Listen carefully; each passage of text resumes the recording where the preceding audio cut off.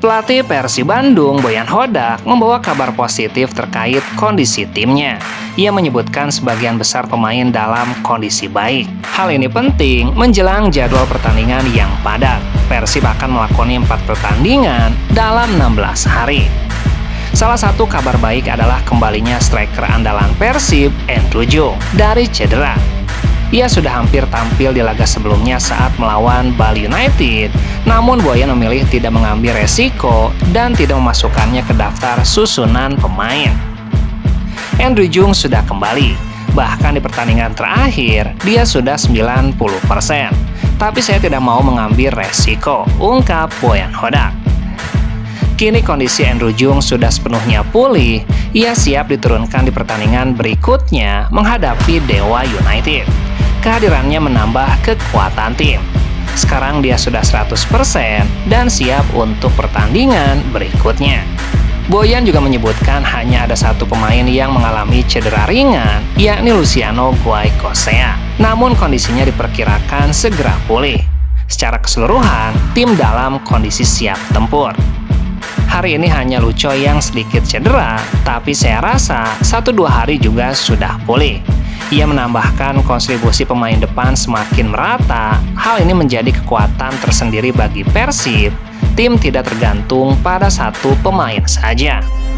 Hal baiknya adalah semua pemain mencetak gol. Kastel memang tidak mencetak gol, tapi dia bermain bagus. Itu bagus bagi tim, tuntasnya.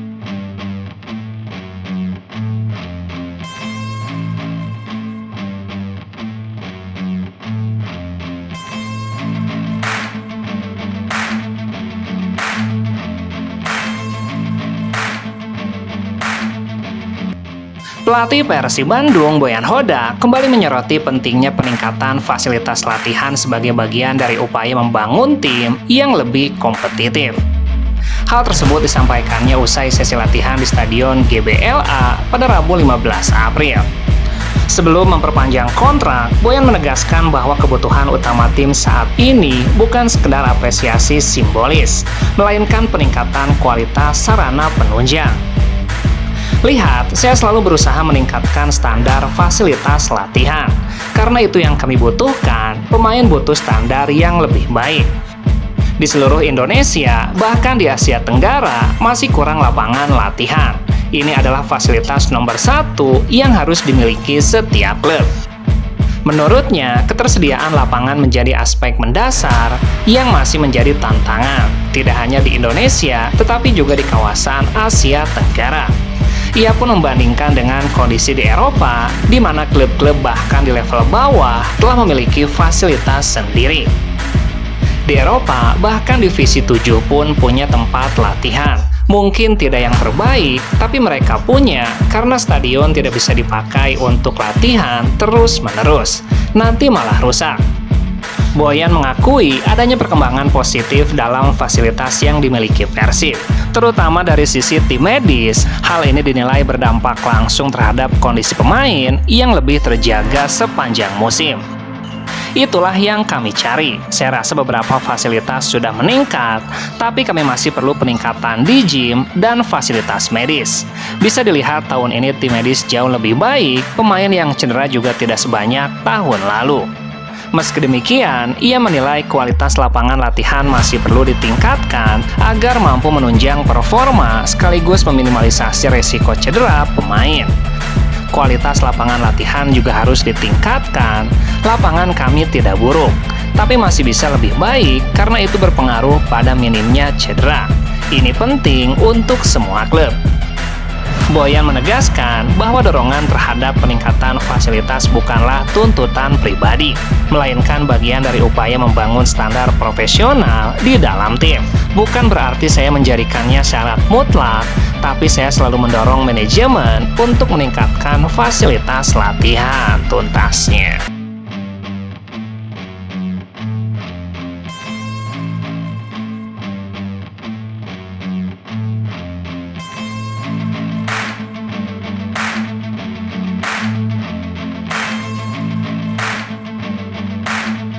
Fisioterapi Persib Bandung, Geraldo Santos, mengungkapkan kecintaannya pada kota Bandung. Ia merasa nyaman sejak pertama kali datang, bahkan ia menyebutkan Bandung sebagai kota yang membuatnya jatuh hati. Menurut pria asal Brazil ini, suasana kota sangat menyenangkan. Ia menikmati berbagai aspek kehidupan di Bandung, mulai dari kuliner hingga tempat wisata. Bandung merupakan kota yang indah, kota yang membuat saya jatuh cinta. Geraldo juga menyukai makanan khas Indonesia. Ia menyebutkan nasi goreng dan sate sebagai favoritnya. Hal ini membuatnya semakin betah. Saya suka makanan di sini, nasi goreng dan sate. Itu sangat enak. Selain itu, ia juga menikmati suasana malam di Bandung. Ia sempat mengunjungi kawasan Braga. Baginya kota ini memiliki daya tarik tersendiri. Geraldo bahkan membuka peluang untuk bertahan lebih lama di Persib Bandung. Ia merasa nyaman bekerja di klub ini. Dukungan yang ia terima membuatnya ingin terus berkontribusi.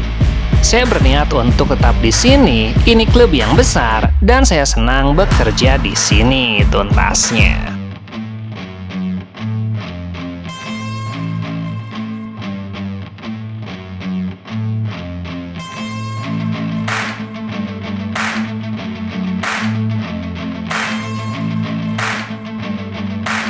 Pelatih Dewa United, Jan Olderi Kering, mengatakan timnya kini lebih kompetitif.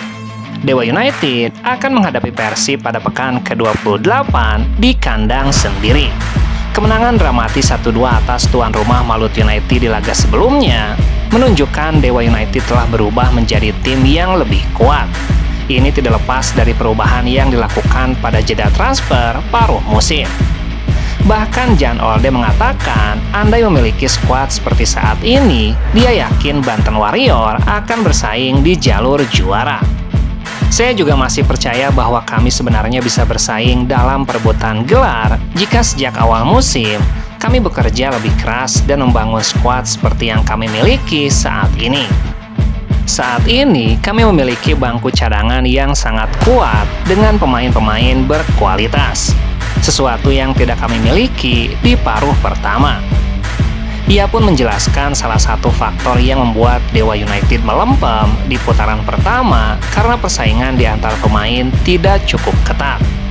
Menurut saya, saat ini kami belum menemukan kompetisi yang sehat antar pemain. Ini juga menjadi tahun ketiga berturut-turut kami mampu bangkit di fase kedua kompetisi. Jadi saya pikir di putaran kedua ini kami lebih siap. Dewa United saat ini menempati posisi ke-8 klasemen sementara Superliga hingga pekan ke-27. Pertandingan Dewa menghadapi Persib sendiri dijadwalkan akan digelar di Banten International Stadium pada Senin 20 April mendatang, tuntasnya.